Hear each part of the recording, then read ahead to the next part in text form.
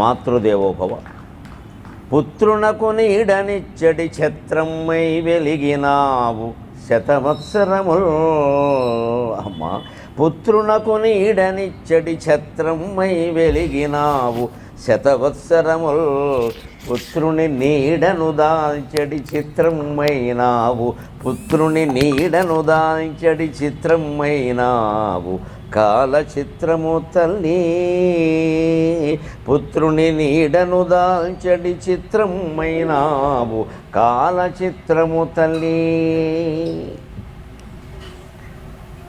పిల్లలు చిన్నతనంలో ఉన్నప్పుడు పెద్దలు వాళ్ళకి గొడుగు బట్టి రక్షణ చేస్తారు. తల్లిదండ్రుల పాత్రలో ఇది ప్రధాన విషయం. పిల్లల రక్షణే మనం చేయాల్సింది. పిల్లల బుద్ధి వికసింపజేయడం అంతా ఉపాధ్యాయుల పని. తల్లిదండ్రుల పని ఏమిటంటే రక్షణ. రక్షణ అంటే ఎవరో కొట్టకుండానో తిట్టకుండానో రక్షించడం కాదు, వీళ్ళు దురభ్యాసాల పాలవకుండా కాపాడటం. వివేకానందుడు చెబుతాడు, తల్లిదండ్రుల యొక్క పాత్రలో ప్రధానమైన మాట ఏమిటంటే, మొక్క పెరుగుతోంది, కుండీలోనో నేలలోనో మీరు మొక్క పెంచారు, మీరేం చేస్తారు? నీళ్లు పోస్తే చాలు, కలుపు మొక్కలు పెరగకుండా చూడాలి, అది ముఖ్యం అంటే. ఇవాళ సమాజంలో ప్రధాన సమస్య కలుపు మొక్కలు. ఇక్కడ 10వ తరగతి విద్యార్థులు ఉన్నారని విన్నాను. ఇంకా 10వ తరగతి వరకు అక్కల్లా 7వ తరగతి 8వ తరగతి నుంచే రకరకాల కలుపు మొక్కలన్నీ పాఠశాలలో చేరుతున్నాయి. కాస్త రామకృష్ణ విద్యాలయం దగ్గరికి రావడానికి భయపడతాయి, ఎందుకంటే శారదామాత తపస్సు కారణంగా. మన ప్రజ్ఞ కాదు. ఇలాంటి విద్యాలయాలకి రావడానికి కొంచెం భయపడతాయి దుర్వ్యసనాలు, ఎందుకంటే ఇక్కడ మొదటి నుంచి దాని మీద ఉంటుంది దృష్టి. లేకపోతే ఏ పాఠశాల చూసినా సరే 2000 మంది అంటే 3000 మంది అంటే స్ట్రెంగ్త్ అంటారు. ఈ స్ట్రెంగ్త్ అనేది పాఠశాల వాళ్ళు మాట్లాడాల్సిన విషయం కాదు, యుద్ధం చేసేవాడు మాట్లాడాల్సిన విషయం ఇది. స్ట్రెంగ్త్ దీనికి పాఠశాలకు పని లేక. స్ట్రెంగ్త్ అంటే బలం. ఏమిటి బలం? బలం కావాలంటే బీ కాంప్లెక్స్ బెళ్ళ వేసుకోబోడు బలం వస్తుంది, ఉండటం దాకు బలం వస్తుంది. చదువు చదువు వాళ్ళ బలం రాదు. విద్యార్థులకు కాదు, ఉపాధ్యాయులకు కాదు, తల్లిదండ్రులకు కూడా మానసిక బలం లోపించింది. నన్ను మన్నింతులుగాక. ఉన్న విషయాలు మాట్లాడమే నాకు అలవాటు. అందుకే నేను పిలిచిన చోటకి మళ్ళీ పిలవరేమో అనుకుంటారు, మళ్ళీ పిలుస్తున్నారు. ఈ జాతకం ఏమిటో తెలియదు. సరే, డబ్బులు ఇచ్చి చురకలు వేయించుకుంటా ఉంటే నా సొమ్మేం పోయింది, వేస్తాను.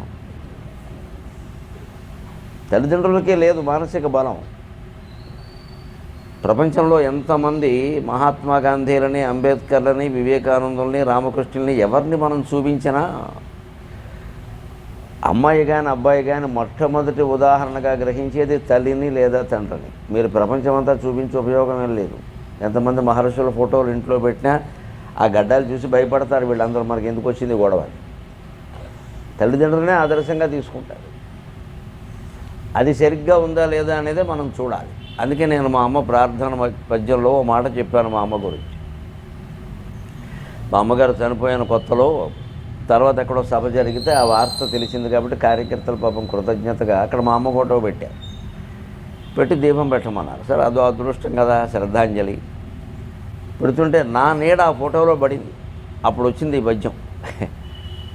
ఇంతకాలం నాకు నీడనిచ్చేటువంటి గొడుగులా ఉన్నావమ్మా, ఇప్పుడు నా నీడను ధరించిన ఫోటో అయిపోయావు. కాలం ఎంత మార్చేస్తుంది మనుషుల్ని. ఇంతకాలం 100 ఏళ్ళు, ఆవిడ 91 ఏళ్ళు బతికిందంటే 100 ఏళ్ళు బతికినట్టే సుమారు. కానీ 9+ ర్యాంక్ వస్తే ఏ గ్రేడ్ అంటారు కదా, 9.1 అంతే. ఇక అక్కడి నుంచి 100 వరకు ఒకటే ర్యాంకు. అందుకని మనిషి 90 ఏళ్ళు దాటాడంటే 100 ఏళ్ళు బతికినట్టే. అందుకని 100 ఏళ్ళు కూడా నాకు నువ్వు గొడుగు బట్టి రక్షణ చేసావమ్మా. పుత్రునకు నీడనిచ్చడి ఛత్రమై వెలిగినావు శతవత్సరముల్. అటువంటి నువ్వు ఇప్పుడు విచిత్రంగా నా నీడను ధరించే ఒక ఫోటో అయిపోయావు. ఏం విచిత్రం ఇది, కాలచిత్రం. నా ముందు ఉన్న మనిషి మాయమైపోయింది కదా, ఇక రమ్మన్నా అమ్మ రాదు కదా. పుత్రుని నీడను దాల్చడి చిత్రమైనావు కాలచిత్రము తల్లి. ఇది కాలం చేసే చిత్రం. ఎంత మహానుభావుడినైనా లాక్కెళ్ళిపోతుంది, మట్టుకొట్టుకుపోయేవాడినైనా లాక్కెళ్ళిపోతుంది. కాలానికి సన్మార్గుడు, దుర్మార్గుడు, సజ్జనుడు, దుర్జనుడు, ఐశ్వర్యవంతుడు, పేదవాడు, అందమైనవాడు, వికారంగా ఉన్నవాడు, సుఖాల్లో ఉన్నాడు, దుఃఖంలో ఉన్నాడు, ఈ దానికి ఏం సంబంధం లేదు, అందనే లెక్కెళ్ళిపోతుంది. అందుకని అంత చిత్రంగా మారిపోయేమే అనుకున్నాం. దాంట్లోనే మనం గ్రహించవలసింది ఏమిటంటే సందేశం ఇవాటి ప్రసంగానికి తల్లిదండ్రుల పాత్ర ఏమిటి, ఉపాధ్యాయుల పాత్ర ఏమిటంటే ముఖ్యంగా పిల్లలు గుర్తుపెట్టుకోవాలి. 10వ తరగతి పిల్లలు కొంతమంది అయినా ఉన్నారు కాబట్టి చెబుతున్నాను. తల్లిదండ్రులు చిన్నతనంలో మనకి గొడుగు పడతారు. అంటే ఎండ తగలకుండా, గొడుగు అందుకే కదా వాన కురవకుండా ఎండ తగలకుండా, లేదా గొడుగు పని ఏమిటి? అంటే ఎండా వాన నుంచి మనని రక్షిస్తున్నారు. కాబట్టి వార్ధక్యంలో వాళ్ళని మనం ఎండా వానల నుంచి రక్షించాలి, లెక్క అది. అప్పుడే రుణం తీరుతుంది. అందుకోసమే చదువు. ఈ చదువు అంతా ఎందుకంటే అందుకు. వీళ్ళు ఎవరిని మీరు చదువు గురించి ప్రశ్నించండి, ఏమయ్యా ఇంటర్మీడియట్లో ఎంపీసీ ఎందుకు తీసుకున్నావు, మరి అంటే ఇంజనీరింగ్ చేయొచ్చు కదండి అంటాడు. ఇంజనీరింగ్ ఎందుకు, సాఫ్ట్వేర్లో చేరచ్చు కదండి. సాఫ్ట్వేర్ ఎందుకు, డబ్బులు బాగా సంపాదించవచ్చు కదా. అయిపోయిన చదువు నాశనం అయిపోయింది. నువ్వు ఇంటర్మీడియట్లో ఎంపీసీ గ్రూప్ తీసుకున్నది ఎందుకంటే డబ్బులు సంపాదించడానికి. డబ్బులు సంపాదించడానికి ఎంపీసీ బైపీసీ ఎందుకండి? ఏమీ చదువు లేని వాళ్ళు రకరకాల వ్యాపారాలు చేసి బోర్డు కమిషన్ ఏజెంట్గా మారితే కోర్టు సంపాదించవచ్చు. మీకు ఎలా తెలుసు అనకండి, అన్నీ తెలుస్తాయి కవికి అంతే. మనకు అనుభవం లేదా రంగంలో కానీ తెలుస్తాయి. కమిషన్ ఏజెంట్ వీళ్ళు రైతులకు గిట్టుబాటు ధర లేదు, కానీ ధాన్యం అమ్మేవాళ్ళకు ఉంది, మధ్యవర్తులకు ఉంది, రవాణా చేసేవాళ్ళకు ఉంది. ఏమో అది తెలిసిపోతుంది కదా, దాన్ని చదువు ఎందుకు? ఊరికే లెక్కలు కట్టుకోవడం వచ్చు. ఇవాళ అది కూడా అవసరం లేదు. పూర్వం నోట్ లెక్కలు రావాలి, ఇప్పుడు అవసరం లేదు. టిక్కు నొక్కితే అదే చెబుతుంది. మనం చెప్పేదేటి 1600 బస్తాలు ఇంటూ 1700 రేట్ అంటే చెప్పదేటి. ఏం అక్కర్లేదు దానికి. రూపాయలు కూడా లెక్కెట్టుకోక్కర్. ఇదివరకు పాపం కష్టపడి ఓగోలు ఆలాజలం పెట్టి లెక్కెట్టేవారు. ఇక్కడ ఇప్పుడు ఏం లేదు. అక్కడ ఊరికి అంత బ్యాంకే. మనము పోగేసి టికెట్ ఎక్కడ నొక్కుతాం, అందులో 17 లక్షలు పోగవుతాయి. ఎవడో మనకు ఫోన్ చేస్తాడు, నీ నెంబర్ మనీ లాండరింగ్లో ఉందని, వాడు 17 లక్షలు వాడు పట్టుకెడతాడు. వచ్చింది తెలియదు, పోయింది తెలియదు. అదే మాయ. లక్ష్మీదేవి అంటే అంతే అన్నారు.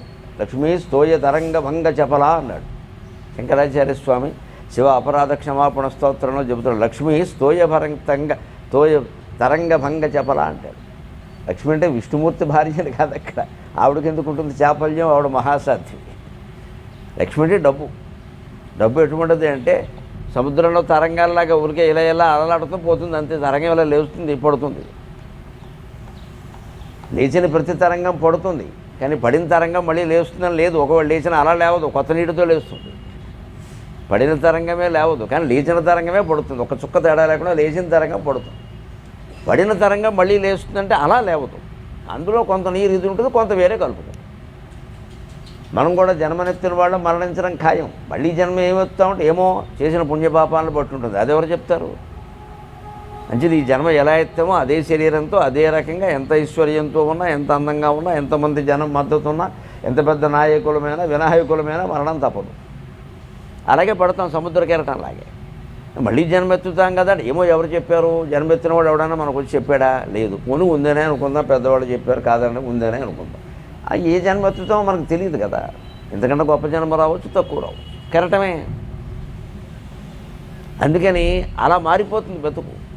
ఈ మారిపోయే బతుకును తట్టుకుని అంతిమ లక్ష్యాన్ని తెలుసుకోవాలి. ఆ లక్ష్యం ఏమిటి అంటే నీకెవరు సేవ చేశారో నువ్వు వారికి సేవ చేయి, అంతకంటే ఏమక్కర్లేదు. చాలు, అదొకటి కూడా చాలు. నీ తల్లిదండ్రులు సేవ చేయకుండా ఉపాధ్యాయులు జీతం తీసుకుంటే తీసుకోక. జీతం తీసుకున్నవాడు ఎవడు ఉంటాడు? కానీ ఎంత చేస్తారు? ఉపాధ్యాయుడు ఇచ్చేటువంటి జ్ఞానానికి జీతంతో ఎలా కొలుస్తారండి?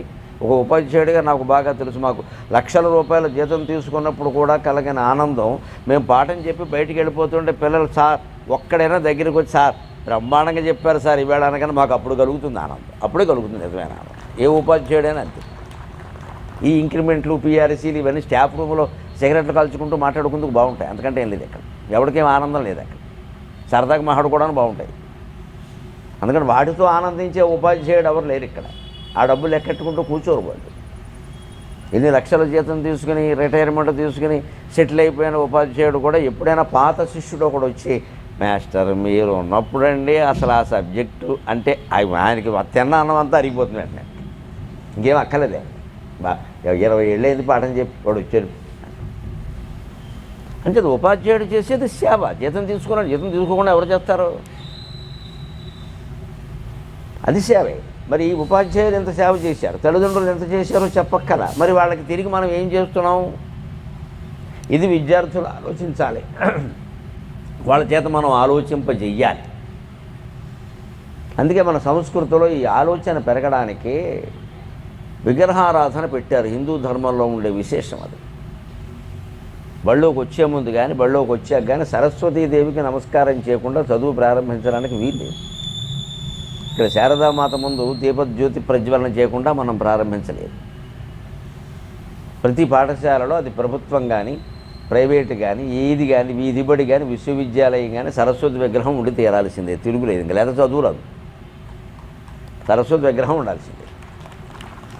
ఆ విగ్రహ వర్ణన చూస్తే, మహాకవులు చేసినటువంటి ఆ వర్ణన చూస్తే విద్య లక్ష్యాలన్నీ ఉంటాయి అందులో. అది ఎవరికి ఒక స్త్రీ విగ్రహం కాదు, అది అంటే బ్రహ్మదేవుడు భార్య అని కాదు, ఏదో ఒక అమ్మవారు అని కాదు.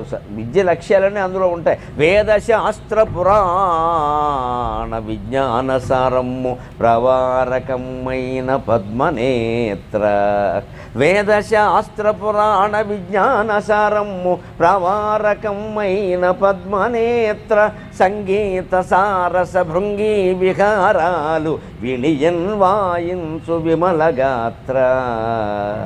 సంగీత సారస భృంగీ విహారాలు వినియన్ వాయించు విమలగాత్ర. భాషా ప్రపంచము భావనాలోకము జపమాలగా ద్రిప్పు జ్ఞానదాత్రి. భాషా ప్రపంచము భావనాలోకము జపమాలగా ద్రిప్పు జ్ఞానదాత్రి. జ్ఞానసాగరమందు సారసమ్మున నిలిచి అక్షరమై వెల్గు అగ్నిహోత్రే. జ్ఞానసాగరమందు సారసమ్మున నిలిచి అక్షరమై వెల్గు అగ్నిహోత్రే. తెలుగు సంస్కృతములు తేజమ్ములై జంట ముక్కు పుడకలైన ముద్దరాలో. తెలుగు సంస్కృతములు తేజమ్ములై జంట ముక్కు పుడకలైన ముద్దరాలు. ధరణా కిరీటధారిణి గీర్వాణి. ధరణా కిరీటధారిణి గీర్వాణి. ఇచటి విద్యార్థి బృందమ్మును ఏలుగాక.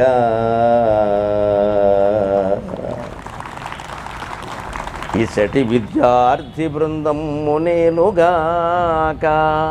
మన అమ్మవారికి చీర కట్టారంటే అది మామూలు ఆడవాళ్ళు కట్టుకునే ఫ్యాషన్ చీర కాదండి. ఆవిడ ఫ్యాషన్ కోసం కట్టుకొచ్చారా, ఆ చీరకు అర్థం ఉంటుంది. సరస్వతీదేవికి ఎప్పుడు తెల్ల చీరే ఉంటుంది. వాళ్ళ ఆయన కొండ, వాళ్ళు పుట్టింటి వాళ్ళు ఎవరు పెట్టరా? ఇదేంటండి ఎప్పుడు తెల్ల చీరో ఎర్ర చీరో కట్టుకోమంటే ఎవరైనా కట్టుకుంటారా? చికాగ్గా ఉందంటారు.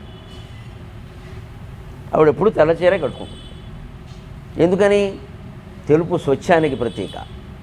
విద్యా వ్యవస్థలో విద్యార్థులు స్వచ్ఛంగా ఉండాలి అంటే తల్లిదండ్రులు స్వచ్ఛంగా ఉండాలి, ఉపాధ్యాయులు స్వచ్ఛంగా ఉండాలి, యాజమాన్యం స్వచ్ఛంగా ఉండాలి, నడిపించే ప్రభుత్వం స్వచ్ఛంగా ఉండాలి. ఇవాళ స్వచ్ఛంగానే ఉందా? అనేక రకాలు ఎంత తుచ్చమైపోయో చూస్తున్నాం మనం. విద్యార్థులు నాన్న దూరికి. అందుకే నా కార్యకర్తలు ఫోన్ చేసి విద్యాలయం అండి అనగానే విద్యార్థులు రాకుండా చూడండి, తల్లిదండ్రులని ఉపాధ్యాయుల్ని పిలవండి, వాళ్ళకే చెప్పాల్సింది ఉందని చెప్పాను. విద్యార్థులకు చెప్పే ఉపయోగం వాళ్ళకి ఏం తెలుసండి? అమాయకులు. మనం ఏం చెప్తే అది వింటారు వాళ్ళు. ఇవాళ స్మార్ట్ ఫోన్ వచ్చింది, మనం చెప్పినవి కూడా చాలా వింటున్నారు వాళ్ళు. ఇంకా మనం ఎందుకు అదే గురువు ఇక్కడ?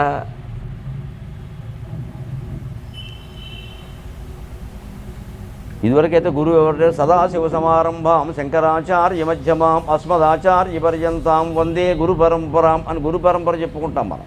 సదాశివ సమారంభాం శంకరాచార్య మధ్యమాం అస్మదాచార్య పర్యంతాం వందే గురు పరంపరాం. సదాశివుడితో మొదలైంది మన విద్య. ప్రపంచంలో అన్ని విద్యలు శివుడితో మొదలయ్యాయి. నాట్యానికి ఆది గురువు శివుడు, మృదంగానికి ఆది గురువు శివుడు, యుద్ధానికి ఆది గురువు శివుడు. యుద్ధ విద్యను పరశురాముడికి నేర్పింది శివుడు. యుద్ధానికి ఆది గురువు శివుడు, నాదానికి సంగీతానికి ఆది గురువు శివుడు, అక్షరాలకు ఆది గురువు శివుడు. I ఉండ్రులు A Om I O హైవరట్లన్ అని అక్షరాలు వచ్చాయి. ఎక్కడి నుంచి వచ్చాయి? డబడక్ డబడక్ డబడుక్ ఆయన డమరకం మోగిస్తుంటే వచ్చే ఆ ధ్వనిని బట్టి సంస్కృతంలో 50 అక్షరాలు కనిపెట్టారు. ఇది మాహేశ్వరాణి సూత్రాన్ని అని ఉంటుంది. అంచేత విద్యలన్నిటికీ ఆది గురువు శివుడు. అందుకని సదాశివ సమారంభం.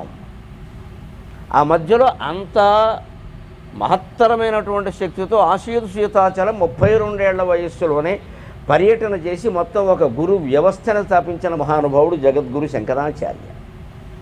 అందుకని మన హిందూ సంప్రదాయంలో రెండవ గురువు ఎవరంటే శంకరాచార్య. ఇక తర్వాత మనకి పాఠం చెప్పిన మాస్టర్ ఒక ఆయన ఉన్నారు కదా, ఆయన మరి గౌరవించే అస్మదాచార్య పర్యంతం, నాకు చదువు ఎవరు చెప్పారో ఆయన. ఇది 3 దశ. ఇవాళ అది లేదండి పిల్లలకి. సదాశివ సమారంభాం శంకరాచార్య మధ్యమాం అస్మదాచార్య పర్యంతం లేదు. ఇక్కడ గూగుల్ మ్యాప్ సమారంభాం చాట్ జీపీటి మధ్యమాం, గూగుల్ మ్యాప్ సమారంభాం చాట్ జీపీటి మధ్యమాం అస్మద్బద్ధక పర్యంతం వందే గురు పరంపరాం. గూగుల్ మ్యాప్ నేర్పింది, కొన్ని చాట్ జీపీటీ ఇంకొన్ని నేర్పింది. వీడికి ఏమొచ్చిందంటే సహజంగా వచ్చింది ఏమిటంటే బద్ధకం ఒకటి వచ్చింది, అది ఎవడో నేర్పలేదు. ఇది మారిపోయింది ఇవాళ. అందుకోసం మనం చెప్పుకోవాలి. అందుకే వారు ఫోన్ చేసి నన్ను అడిగితే పిల్లలు చాలామంది తక్కువగా ఉండేలా చూడండి, వాళ్ళని ఏమనద్దు అనవసరంగా. వాళ్ళ ఊరికే నీతి వాక్యాలు ఉపదేశించి ఉపయోగమే లేదని వాళ్ళ చుట్టూ సమాజం అంతా చెడిపోయాక వాళ్ళు ఏం చేస్తారు?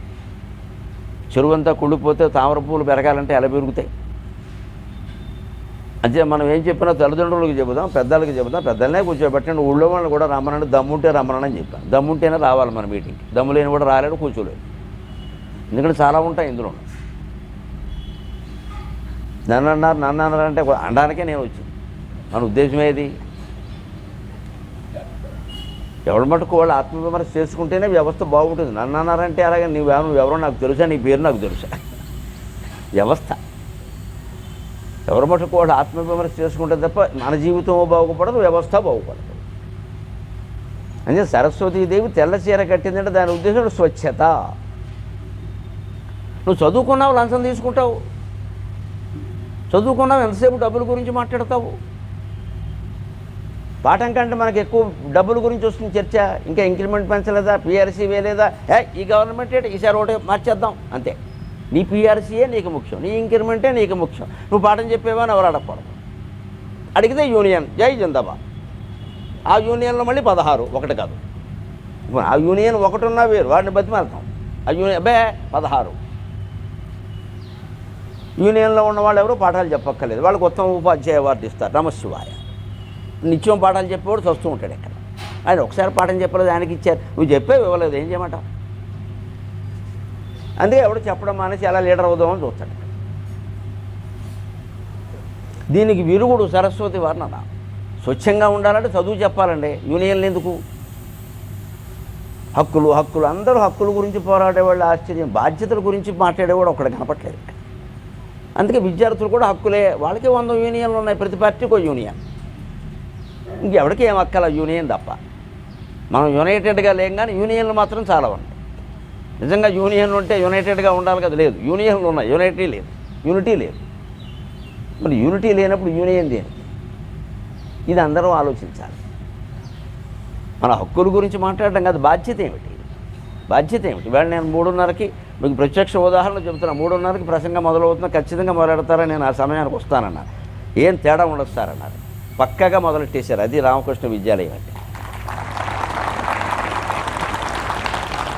అందుకే నేను అక్కడ కారు దిగానే ముందు ఏదో సాయంత్రం ఒక గ్లాసు పాలు తాగే అలవాటు ఉంటుంది. అందుకని పాలు తాగి వస్తానండి అని అన్నవాడిని ఇక్కడ ఆగ్గానే 3:25 అయింది. లేదండి నేను వస్తున్నానని చెప్పాను. అంతే పక్క. మనం 3:30 అనుకున్నాం కదా, మొదలెట్టాలంతే. అది ముఖ్యం. పాలు తాగడం, పాపాలు తాగడం ముఖ్యం కాదు ఇక్కడ. తర్వాత తాగుతా లేదా మానేస్తాం. టైం అనుకున్నాం కదా. వారు రాలేదని వీరు రారు, వీరు రాలేదని వారు రారు. ఎప్పుడు సభలంటే ఎవరు రారు. మొత్తం మీద ఊళ్ళో ఆరహ అని వాడు కూర్చుంటారు. మొత్తం ఏమైంది? 3:30 అనుకున్నది 6:30కి మొదలు. అప్పటికి పిల్లలు వెళ్ళిపోతారు. ఇంకెందుకు ఇది? మొదలు పెట్టాలనే పట్టుదల కార్యకర్తకు ఉండాలి. మనం వస్తానన్నాం కాబట్టి కారు ఏదో ఆలస్యం అయితే వేరు సంగతి. కారు వచ్చాక ఇంక నేను ఆలస్యం ఇక్కడ దూకడమే హనుమంతుడు దూకినట్టు మొదలు పెట్టేయాలంతే. ఇంకా 5 నిమిషాలు 10 నిమిషాలు ఆలస్యం అయితే పర్వాలేదు. గంటల కొద్దీ ఆలస్యాలు అవుతున్నాయి సభలే. ఏమనాలో తెలియదు, ఏవో చెప్తారు కారణాలు. మొన్న ఎక్కడో సభలో పాల్గొంటే ఆయన అంటున్నాడు, ఇక్కడ 20% వచ్చారు సార్. ఏంటి ఇది ఓటింగా అని అడిగాను. 20% రావడం ఏంటి అంటే ఆయన వస్తారనుకున్న జనంలో 20% వచ్చారు. నీకు 80% వచ్చే వరకు నేను కూర్చోవాలి ఇక్కడ. నీకు 80 అయ్యే వరకు నేను 80 వేసుకోవాలి ఇక్కడ. నేను వెంటనే అన్నాను 20% చాలా అయ్యా దేశంలో బాగుపడ్డానికని చెప్పాను. 20% మోర్ దెన్ ఎనఫ్. 20% వచ్చారు. అయ్యి బాబోయ్, నేను ఒకడే వస్తాడు అనుకున్నాను. 20% వచ్చారంటే చాలండి బాబు, బాగుపడ్డానికి అంతకంతకెందుకు పెట్టండి అన్న. కూర్చుని నేను ప్రార్థన పద్యం చేశాక ఆయన ఆశ్చర్యపోయాడు. మొత్తం తర్వాత కుర్చీలు తెచ్చి వేయాల్సి వచ్చింది. ఎందుకు వచ్చిందండి ఈ పరిస్థితి? సభ మొదలయ్యాక మనం వెళదామని అందరూ అనుకుంటున్నారమ్మా విషయం. ఎందుకంటే మనం మొదలెట్టమని వాళ్ళకి తెలుసు. ఆయన వస్తారు, గొంతిప్పుతారు, తర్వాత మైకులు వినపడ్డాక వెళదాం. అంచేది ఇప్పుడు ఎవరు తప్పు? మందే తప్పు. వచ్చినా రాకపోయినా, ముఖ్య అతిథులు వచ్చినా రాకపోయినా, నాయకులు వచ్చినా రాకపోయినా మనం మొదలెట్టాలి అంతే. వచ్చినోడు వెనకాల కూర్చుంటాడు, ఎత్తపోతాడు, మనకెందుకు? ఈ ఖచ్చితమైన నియమం ఉండాలి. అదే విద్యా వ్యవస్థ, అదే స్వచ్ఛత. అందుకే అమ్మవారి యొక్క వస్త్రం ఏమిటంటే ప్రవారకం, అంటే ఈ పైట వేద శాస్త్ర పురాణ విజ్ఞానసారము ప్రవారకమైన పద్మనేత్ర. వేదాలు, శాస్త్రాలు, పురాణాలు, మొత్తం విజ్ఞానం అంతా మనకు అందించిన the essence of the whole education, మొత్తం సారం అంతా ఏమిటంటే ఆవిడ వస్త్రం. స్వచ్ఛత. ఆవిడ వస్త్రం అంటే తెలుపు, స్వచ్ఛత, స్వచ్ఛంగా ఉండడమే. అంచేది ప్రతి విద్యార్థి, ప్రతి ఉపాధ్యాయుడు, ప్రతి తల్లి తండ్రి స్వచ్ఛత కోసం చదివించాలి, స్వచ్ఛత కోసం పనిచేయాలి, స్వచ్ఛత కోసమే చదువుకోవాలి. ఎందుకు చదువుతున్నామంటే చిత్తశుద్ధి కోసం, జీవితం బాగుండడం కోసం, ఉద్యోగాల కోసం, డబ్బుల కోసం అని లోపల ఉన్నా కూడా పైకి చెప్పకూడదు. కనీసం పైకి చెప్పకుండా ఉంటే లోపల కూడా తర్వాత మారుతుందండి. ప్రాక్టీస్ అది. మనం పైకే చెప్పేస్తున్నాం స్పష్టంగా. ఉద్యోగాలు ఏ ఏ కోర్సుల్లో ఉన్నాయో చూసి ఆ కోర్సులు ఉండేలాగా ముందు ముందు యూనివర్సిటీలు పెడతారు. ఏమవుతాయి అందరికీ తెలుసు. ఆ కోర్సులు ఉండేలా యూనివర్సిటీ పెట్టడం ఏంటండి? యూనివర్సిటీలో కోర్సులు ఉంటాయి. ఉద్యోగం సంపాదించుకోవడం వాడి పని, మన పని కాదు. ఇక్కడ కాలేజీ యజమానులు కానీ ప్రభుత్వాలు కానీ ఎవరికి ఉద్యోగాలు ఇవ్వాల్సిన అవసరం లేదు. అది పని కాదు. అది పూర్వం రాజులు ఎవరు ఉద్యోగాలు ఇవ్వలేదు. మీ వృత్తులు మీరు చేసుకోండి, మేము రక్షణ కల్పిస్తామన్నారు. అది ప్రభుత్వం చేయాల్సిన పని. ఉద్యోగాలు ఇవ్వాల్సిన బాధ్యత ప్రభుత్వానికి ఏం లేదండి. ఇవ్వడం ఏంటి? ఎంతమందికి ఇస్తారు? ఒక పెద్ద ఫ్యాక్టరీ కడితే 1000 మందికి ఉపాధి కల్పన. 1000 మందికి ఉపాధి కల్పన పొగ ఎవరికి కల్పన? మొత్తం నిర్వాసితులు అయ్యారు. వాళ్ళకి ఎప్పటికీ ఏమీ చేయలేదు. మొత్తం నాశనం అయ్యే బతుకులు ఇక్కడ. ఉపాధి కల్పన కోసం ఫ్యాక్టరీలు కట్టకూడదు. ఫ్యాక్టరీ ద్వారా ఏది ఉత్పత్తి అవుతుంది, ఆ ఉత్పత్తి అవసరమైతే కట్టులేత మానే. ఉపాధి కోసం ఫ్యాక్టరీ కడతారా? అంటే మనుషులకు ఉద్యోగాలు ఇవ్వాలి కాబట్టి ఏదో కడతారా? అంటే డ్యాన్స్ నడుస్తుంది అక్కడ, చదువు నడవదు. చదువు చెప్పాలి కాబట్టి ఉపాధ్యాయులు కావాలి, కానీ ఉపాధ్యాయుల కోసమే స్కూల్ పెడతారా? విద్యార్థుల కోసం పెడతారు స్కూల్, ఉపాధ్యాయుల కోసం పెట్టరు కదా. అది మన మౌలిక లక్ష్యం ఏమిటి? వేదం అది ప్రశ్నిస్తుంది, శాస్త్రం అది ప్రశ్నిస్తుంది. అందుకే వేదశాస్త్ర పురాణ విజ్ఞాన సారం అంతా ఏం చెప్పిందో అదే ఆవిడ వస్త్రం. ఏం చెప్పింది? వేదశాస్త్ర పురాణ విజ్ఞానాలన్నీ కలిపి చెప్పింది ఏమిటి? దేవపితృకార్యాభ్యాం న ప్రమదితవ్యం, సత్యాన్న ప్రమదితవ్యం, ధర్మాన్న ప్రమదితవ్యం, భూత్యేన ప్రమదితవ్యం. ఇది చెప్పింది. నువ్వు సత్యాన్ని మరవద్దు, ధర్మాన్ని మరవద్దు, భూత్యైన ప్రమదితవ్యం. నీ అభివృద్ధిని కూడా నువ్వు మర్చిపోవద్దు. తప్పు లేదు, మనిషిగా పుట్టావు కదా, నువ్వు ఎదగాలి కదా, నీకు డబ్బులు కావాలి కదా, అన్నం తినాలి కదా, మంచి బట్టలు కట్టుకోవాలి కదా, మనశ్శాంతి కావాలి కదా, అది చూసుకో. కానీ దాంతోపాటుగా అన్ని సత్యాన్ని మరవద్దు, ధర్మాన్ని మరవద్దు. మరి సత్యం ధర్మం ఎప్పుడు నిలబడితే ఆ లోకంలో మనం స్వచ్ఛంగా ఉంటేనే నిలబడతాయి. లంచం ఎవడన్నా ఇస్తానన్నా మనం పుచ్చుకోకుండా ఉండాల్సింది పోయి లంచం ఇవ్వకపోతే పనులు ఎలా అవుతాయి అని ఇంకా కుడికాయలు ఊపి వాడు ఎడంకాయలు ఊపుతాడు. మరి జీతం దేనికి? This is the fundamental question my friends. జీతం దేనికి? ఆ మాట అడగకూడదు. అడిగితే యూనియన్ నమశివాయ గొడవ. అందుకే అన్ని లోకువైపోయిన వ్యవస్థలో గమనించండి. ముఖ్యమంత్రులుగాను ప్రధానమంత్రులుగా మానవులు కాదమ్మా, సాక్షాత్ శ్రీమన్నారాయణమూర్తి దిగివచ్చి పరిపాలించినా బాగుపడదు, అనుమానం ఏం లేదు. అక్కడ ఎడంచేయి తీసి పొరచేయి వస్తుంది తప్పితే లాభమే ఉండదు. ఇక్కడ పొరచేయన్నా ఎడంచేయన్నా ఒకటే. ఎడంచేయి తీసి పొరచేయి పెట్టారంటారు మాకు. మరి ఇక్కడ ఏమైనా ఉందో గోదావరి జిల్లాలో అంతే. ఎడంచేయి తీసి పొరచేయి ఎడంచేయి రెండు ఒకటే. ఇంకెందుకు ఈ పార్టీ బదులు ఆ పార్టీ, ఈ ప్రభుత్వం, ఏ ప్రభుత్వం వచ్చినా చేయగలిగింది ఏం లేదు ఇక్కడ. ఎందుకని? ప్రజలు అడుక్కునే స్థితిలో ఉన్నారు, ప్రభుత్వాలు కూడా ముష్టేసే స్థితిలో ఉన్నాయి. నమశివాయ అయిపోయింది. ఉచిత పథకం, ఉచిత పథకం, ఉచిత పథకం.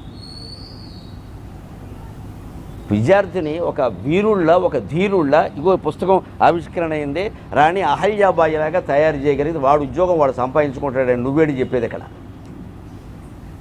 ఇవిడ భర్త పోతే రాజ్యాన్ని నిలబెట్టింది. పిల్లాడు, చిన్నపిల్లాడు దూకింది యుద్ధరంగంలోకి. ఏ ప్రభుత్వాలు ఉచిత పథకాలు ఇవ్వలేదు అహల్యాబాయికి. భర్త పోయాడమ్మ, భర్త ఉన్నంత వరకు ఆయన చూసుకున్నాడు. మామగారు ఉన్నారు, మామగారు వెళ్ళిపోయాడు, పాపం కొడుకు పోయాక తండ్రి పోయాడు, అయినా నిలబడింది. పిల్లాడేమో చిన్నపిల్లాడు. చాలా తెలివిగా సామంతరాజుల్ని వశం చేసుకుంది. ఇంగ్లీష్ మీడియం చదవలేదు కాబట్టి చేసుకుంది ఇవన్నీ. అప్పుడు తెలుగు మీడియమో వాళ్ళ మరాఠా మీడియమో ఏదో వాళ్ళ మీడియం వాళ్ళకు ఉండేది, ఇంగ్లీష్ మీడియం లేదు. ఈ జబ్బు వచ్చాక వచ్చాయి కానీ ఇంగ్లీష్ మీడియం వచ్చాక బానిసలు తయారయ్యారు. వాళ్ళ మరాఠీ భాష, వాళ్ళు ఇంకో హిందీ భాష, సంస్కృత భాష అవి చదువుకున్నారు. వాళ్ళు అప్పుడు చదువుకున్న తల్లి దగ్గర ధైర్యంగా నిలబడింది. ఒక సామంతరాజు ఆవిడ మీద తిరుగుబాటు ప్రకటిస్తే ఆవిడ ఏం చెప్పింది తెలుసా? రాణి అహల్యాబాయి ఎంత తెలివిగా మాట్లాడింది తెలుసా? ఆవిడ యుద్ధంలో గెలవాలండి, ఈ ఊరికే నేను పరాక్రమం దూసుకెళ్ళిపోయి హిందువులు ఎవరికి వీపు చూపించరు. వీపు చూపించకపోతే మీకు శ్మశానం చూపిస్తారు. ఇక్కడ ఈ పిచ్చి పిచ్చి నియమాలు పనికిరావండి. భారత యుద్ధం 18 రోజులు శ్రీకృష్ణుడు ఎలా నడిపించాడో చూపిస్తే వీపు చూపించాలో, సాపు చూపించాలో, అవసరమైతే వీపేట అన్నీ చూపించాలి. యుద్ధంలో గెలవడం ముఖ్యం, అంతే. యుద్ధం దగ్గర నీతి గురించి మాట్లాడతారు ఏమిటండి? జీవితం అంతా నీతి వదిలేసి వాడు తొడ మీద కొట్టాడా, ఎక్కడొక్కడ కొడతాడు, ఒళ్ళుమండి కొట్టేవాడు చూస్తాడా? ఇది మాట్లాడతారు ఎంతసేపు. భారతీయ యుద్ధం అనగానే వాడిని తొడ మీద కొట్టారు, వీడు రథం పైకి తీసుకుంటుంటే బాణం వేసారు. ఏం చేయమంట? వాడు వస్త్రాపహరణం చేసినప్పుడు ఈ నీతులు ఏమయ్యాయి? అదే కృష్ణుడు చెప్పాడు, బుద్ధి లేదా మాట్లాడుతున్నాం అంటే. యుద్ధంలో నీతి గురించి మాట్లాడద్దండి. హిందూ దేశంలో కొన్ని అవమానాలు ఎందుకు జరిగిన, తురుష్క రాజులు ఎందుకు ఆక్రమించగలిగారంటే మన రాజులు వీపు చూపొద్దని విజయవంతంగా చచ్చిపోయారు వెళ్ళిపోయి. అవసరమైతే శత్రువును వంచాలి, మోసం చేయాలి, మాయ చేయాలి, తర్వాత వేసేయాలి బట్టికి. అదే వ్యూహం. అందుకని ఆవిడ తెలివిగా సామంతరాజు వస్తే ఆవిడ మీద యుద్ధాన్ని తిరుగుబాటు ప్రకటిస్తే, ఇగో నువ్వు నన్ను గెలిచావనుకో, నువ్వు కొత్తగా సాధించేది ఏం లేదు, ఒక వితంతువుని స్త్రీని గెలిచావని పేరు వస్తుంది. పొరపాటు నా చేతిలో ఓడిపోయావనుకో, నీకు అంతకంటే అవమానం ఇంకోటి లేదు. ఏం చేయాలి నువ్వే ఆలోచించుకోండి. వాడు యుద్ధం మానేశాడు. అది విషయం. ఇప్పుడు చెప్పండి, మన మహారాణులు వీరులా కాదా, ధీరులా కాదా? దేవర్ ఇండియన్ హీరోయిన్స్. జీవితంలో గెలిచే ఉపాయం చూడాలండి. ఓ రౌడీగాడు ఎవడో అమ్మాయి వెనకాల పడితే ఇది ఉదాహరణ. ముందు వాడిని ఏదో మాయ చేయి, మెస్మరైజింగ్ చేయి. నీకు ఎందుకురా ఎక్కడ ఉండమని చెప్పు, బయటికి వెళ్ళి మీ అన్నయ్యని ఇంకో ఇద్దరిని పంపించి వేసే గొడవలే. అది నేర్పాలి అమ్మాయిలకి. అది మానేసేసి నువ్వు చెప్పు తీసి కొడతావమ్మా, ఎన్ని చెప్పులు ఉన్నాయి నీ దగ్గర, వాడు పేక నూరు వేస్తాడు. ఎందుకంటే అర్ధరాత్రి చీకటి సమయం దవుడు లేడు తోడు వేసేస్తాడు. కీచకుడి నుంచి తప్పించుకున్న ద్రౌపదిలా ప్రవర్తించాలి. తగిన సాహసం అని చెప్పి వాడితో దెబ్బలాట పెట్టుకుంటే వాడు చంపేస్తాడు. ఇదివరకు మానభంగం చేసేవారు, ఇప్పుడు చంపేస్తున్నారు. అత్యాచారం కాదు, అత్యాచారం. ఎందుకు అంతవరకు తెచ్చుకోవాలి? చక్కగా ఒక ఉపాయం చేసేది నేనే నీకు చెబుదాం అనుకుంటున్నా, ఐ లవ్ యూ నువ్వు చెప్పేసావు అనగానే వాడు ఐసై అట్టై రొట్టె మట్టైపోతాడు. ఇది నిజమా అబద్ధమని అందరికీ తెలుసు. నీ చిత్తశుద్ధి నీకు తెలుసు కదా, నీ మనస్సులో ఏం దోషం లేదు కదమ్మా. మాట్లాడడానికే కొంపలు అంటుకున్నాయా? వాడు పడిపోతాడు వెంటనే.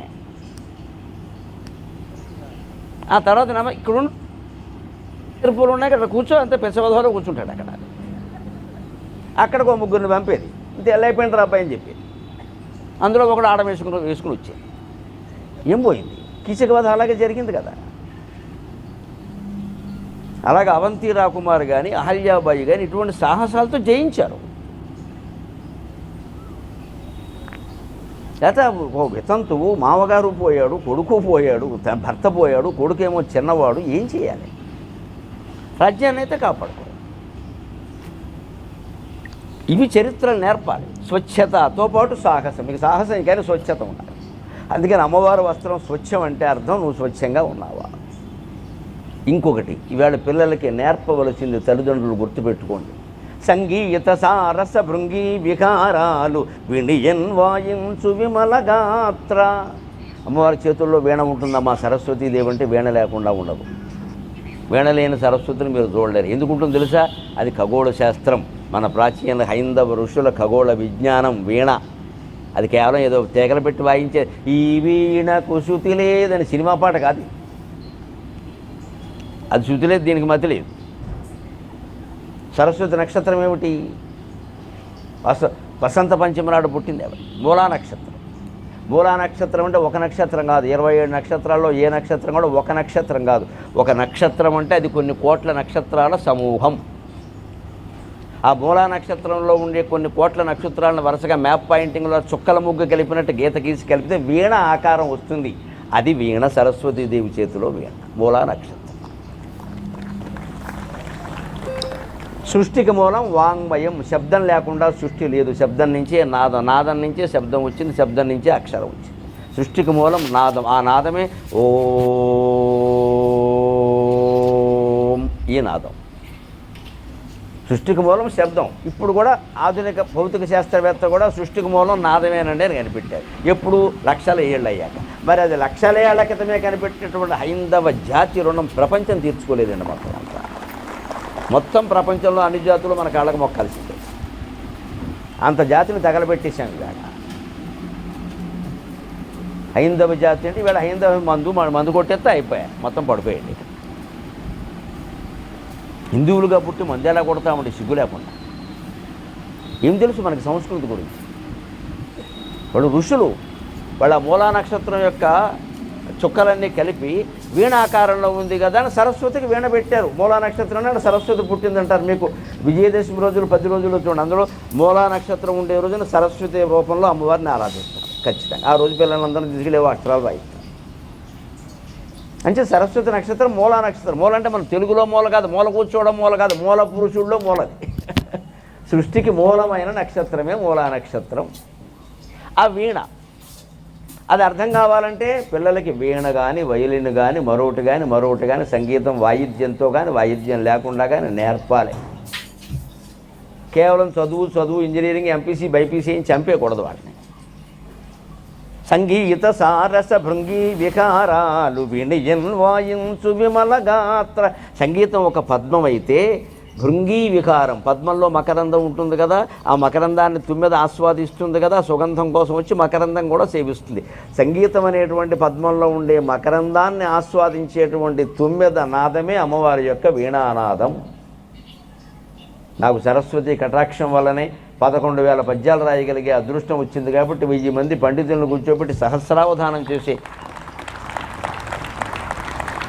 21 రోజుల్లో 1000 పద్యాలు చెప్పి తిరిగి ఒకే రోజులో అన్ని పద్యాలు అప్పగించే సౌభాగ్యం కేవలం సరస్వతి కటాక్షం వల్ల వచ్చింది. కాబట్టి ఇష్టదైవం అనే కావ్యంలో అమ్మవారిని కీర్తిస్తూ 70 పద్యాలు రాశాను. కేవలం సరస్వతి మీదే 70 పద్యాలు.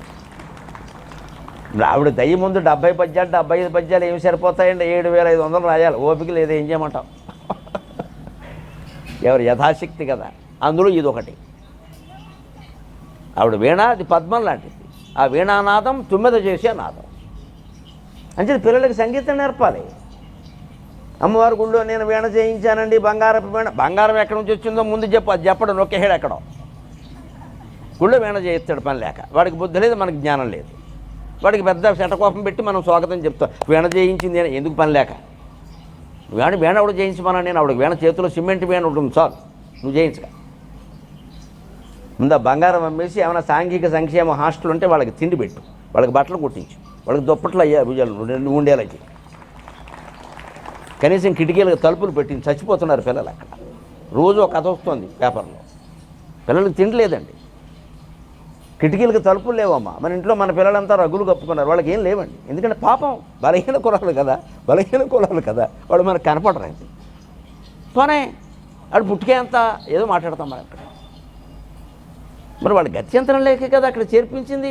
ఇంతమంది జమీందారులు ఉన్నాం, సరస్వతీదేవికి వీణ చేయిస్తాం, 100 చీరలు కొంటాం. ఆ సంక్షేమ హాస్టల్ వాళ్ళకి ఏం చేయలేరండి. ఒక్కొక్కరు ఒక్కొక్క గురుకులాన్ని దత్తత చేసుకుంటే తెలంగాణలో ప్రభుత్వం పెట్టాల్సిన పనే లేదమ్మా. కేవలం జమీందారులు, దాతల వల్లే అవన్నీ పోషణ అవుతాయి ఖచ్చితంగా.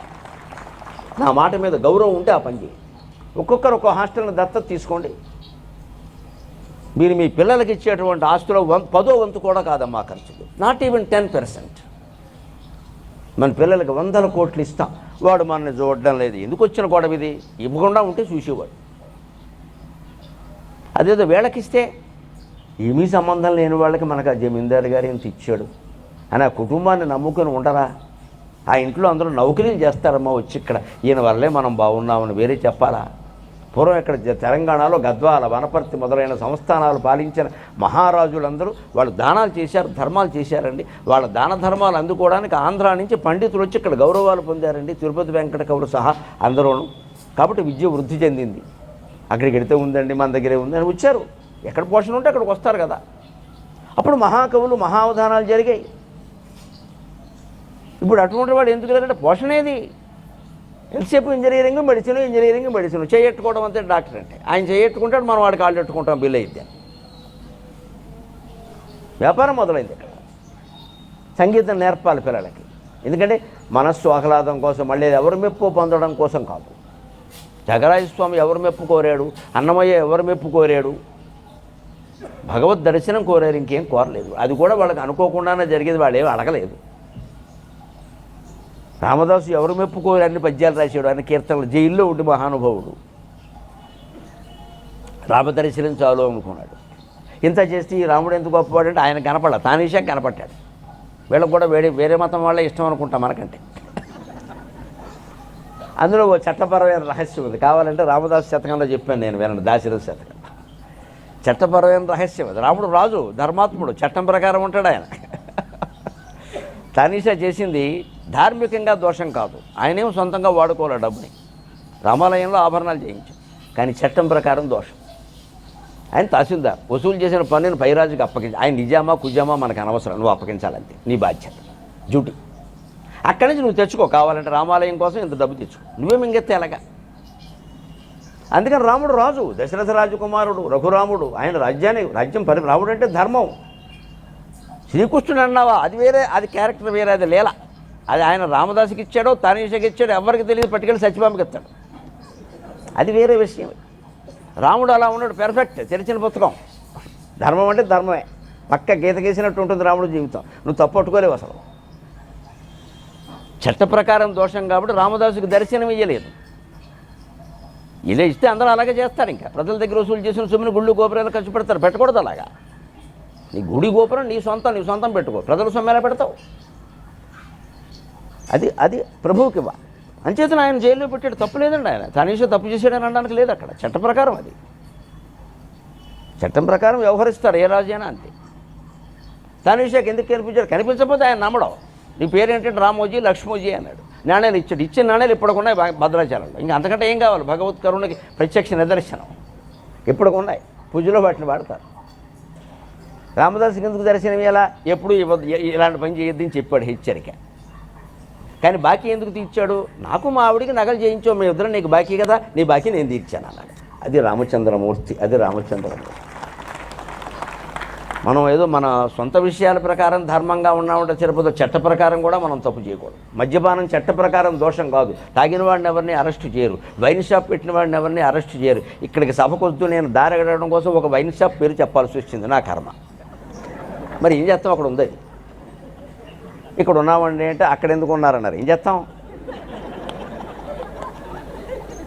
అంచేది వైన్ షాప్ పెట్టడం కానీ తాగడం కానీ చట్టం ప్రకారం దోషం కాదు, కానీ మానవత్వం దృష్ట్యా తప్ప కదా. ధర్మం ప్రకారం దోషం, ఆచారం ప్రకారం దోషం, ధర్మం ప్రకారం దోషం, చట్టం ప్రకారం దోషం కాదు. ఎందుకంటే మద్యపాన నిషేధ చట్టం లేదు, తప్పు లేదు, చట్టం ప్రకారం అంతే. కానీ కుటుంబాలు నాశనం అయిపోతున్న దోషం కాకుండా అలా ఉండదు. అదంతే, అదోమాయ. ఏడాదికి 30,000 కోట్ల ఆదాయం వస్తుంటే ఎవడు వదులుకుంటాడండి? మనం దాగుతున్నాం, వాళ్ళకి ఇస్తున్నాం, అందులోంచి మళ్ళీ రూపాయి 10 రూపాయలు మనకి ఇస్తున్నారు. గొప్ప నాయకులు, నమశివాయ. మనం ఇచ్చేది వాళ్ళకి 10 రూపాయలు, మనకి ఇచ్చేది రూపాయి. ఈ మాయ ఎవరికి తెలియదు. ఇది కాకుండా మళ్ళీ అప్పోటి. అంచేది మనం తాకుండా ఉంటే ఏ ప్రభుత్వాలైనా సరే బాగానే ఉంటాయి, మన మీద ఆధారపడింది. కనీసం ఇక్కడికి వచ్చి ఎంతమంది వింటున్నారు కదా, ఎవరైనా ఒక్కరు 10 మంది తాగడం మానేసినా నా ప్రవచనం సార్థకమైనట్టు లెక్క.